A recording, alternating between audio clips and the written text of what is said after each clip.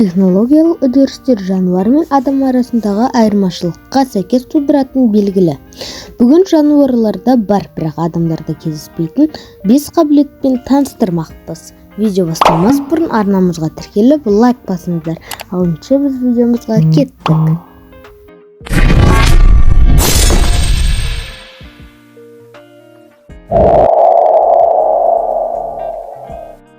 Инфрақызыл жарықтың толқындары көзге көрінетін спектрге қарағанда ұзын, сондықтан адам баласына көріне алмайды. Бірақ маса, шыбын, жарғанат жыландардың көптеген түрінде жемтігін табу үшін инфрақызыл толқындар пайдаланылады. Ультракүлгінді сәуле. Космикенділер, көптеген жәндіктер, балық, бұғы, құс және кеміргіштердің көздерінде торлы қабығындағы ультракүлгін рецепторлары болады. Араларға бұл сезім гүлдердің шырынын табуға септігін тигізеді. Құстарға үлкен арақашықтағы кішкентай жемтігін байқауға көмектеседі. Электрлі қабілет. Кейбір тіршілік иелері, мысалы электрлі жылан балық, акула, сом балықтары электр өрісін сезіне алады.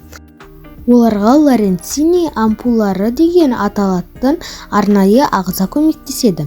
Тірі ағзалардың барлығы электр импульстерді бөледі, ал лоренцини ампулалары оларды тануға көмектеседі. Сол себепті жыртқыш акула өз жемтігін көрмесе де шабуыл жасай алады.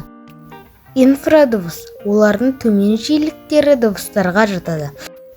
Инфрадыбыс су толқындары арқылы біраз жерге дейін жетеді. Сол себепті киттер байланыс құралы ретінде пайдаланылады. Бұны жерде пілдер мен аллигаторлар пайдаланады. Жерде оны еркін қолдана алмағандықтан бір-біріне сигнал бере алады. Осымен біздің видеомыз аяқталды. Видео ұнаса арнаға тіркеліп, лайк басыңыздар. Сіздермен бірге болған Әлем арнасы. Назарларыңызға рахмет.